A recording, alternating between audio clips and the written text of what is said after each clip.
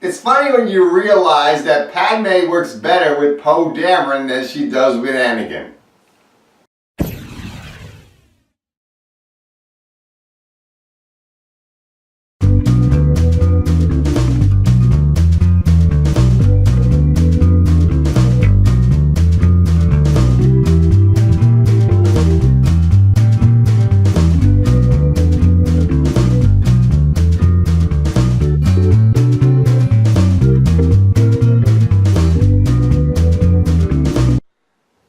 Annihilation, directed by Alex Garland, starring Natalie Portman, Oscar Isaac, Jennifer Jason Leigh, Tessa Thompson, Gina Rodriguez. This is a new movie from director Alex Garland, the man that directed Ex Machina. And this movie's based off of the book series that was written by Jeff Vandermeer. The first book, Annihilation. The second book is Authority, and the second book, Acceptance, although I don't know how much room the ending leaves for a sequel. I'm not going to spoil the ending. The movie is about a woman named Lena, played by Natalie Portman, who is a biologist. She met her husband Kane, played by Oscar Isaac, in the military. They both were in the army together.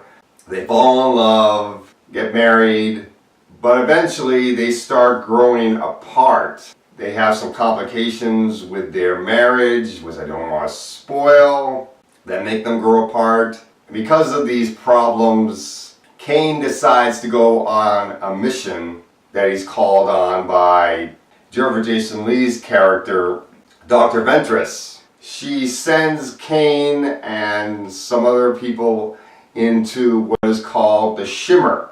It's this area in the swamp and wilderness that is surrounded by a force field of light. The area within this Shimmer is being mutated. Plant life is being mutated. Animal life in the area is being mutated, and they don't know what exactly is happening with this area. They've sent drones into the Shimmer. They sent animals into the Shimmer, and I think they sent animals. And of course they sent people into the Shimmer, and no one has come back out alive except Oscar Isaac's character. He's able to come back out alive, and he makes it back to Lena, but he doesn't seem to be the same, and he may be dying. So they take him back to the science facility to find out what's wrong. And Lena is also there. She wants to find out what's happening. She feels she needs some redemption for the problems that were caused with their marriage. So she decides to go into the Shimmer. Dr. Ventress goes in with her, along with a team of some other women. You got Gina Rodriguez's character, Tessa Thompson, and one other woman on the team. So you got a team of women this time going into the Shimmer. And that's where the main portion of the movie begins, and all the suspense and weirdness arises. Now, I love science fiction, and Ex Machina was a really good movie. So hearing that this movie was coming from the same director, and I wanted to see what he was going to bring with this film, I was definitely in. Natalie Portman being in this movie and Oscar Isaac is just icing on the cake. And this movie is really good. I understand that not everybody that went to see this movie liked it. Some people who read the book series didn't like this movie because they wanted more of the book, of the first book in this movie. I think they wanted a different ending, or some kind of ending to leave more room for a sequel, because they wanted the other two books, Authority and Acceptance, to be made into movies as well. Well, I don't know if the other two books are going to be made into movies, but I really did like this film. So let's talk a bit more about this movie. Natalie Portman is great in the movie. She really does a good job with this character. Oscar Isaac is not in the movie that much, but what he does bring to the table is really good. And he and Natalie Portman really do work very well together in the scenes that they have. Jennifer Jason Leigh is really good in this movie. I did like her in the film. I like the fact that she's the senior officer in this movie. Tessa Thompson I thought was pretty good in the movie, and Gina Rodriguez was very good. The other actress that makes up the team of women going into this Shimmer, she wasn't really given much character development, so she really wasn't made enough into an interesting character, really.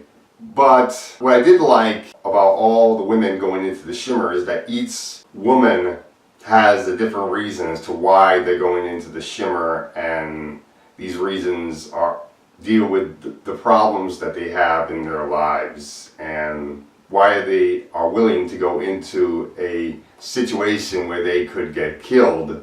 And I just found that very interesting. Benedict Wong is in the film. He's from Doctor Strange, and I thought he was pretty good in the movie.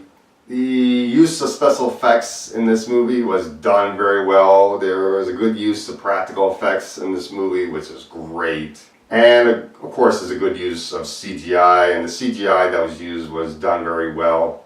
The action is very good, the suspense is great, but this is not solely a science fiction action movie. This is more science fiction than it is action, which was very good, and the science fiction part of the movie was done very well, and I like the fact that it's not purely just sci-fi action. I mean, it's sold as a sci-fi action creature thriller, but there's more to it than that, which was awesome.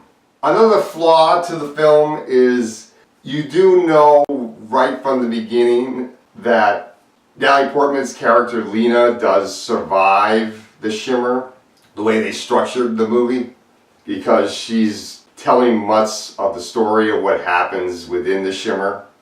But that didn't take away that much from my enjoyment of the movie. I've heard some people compare this to John Carpenter's The Thing.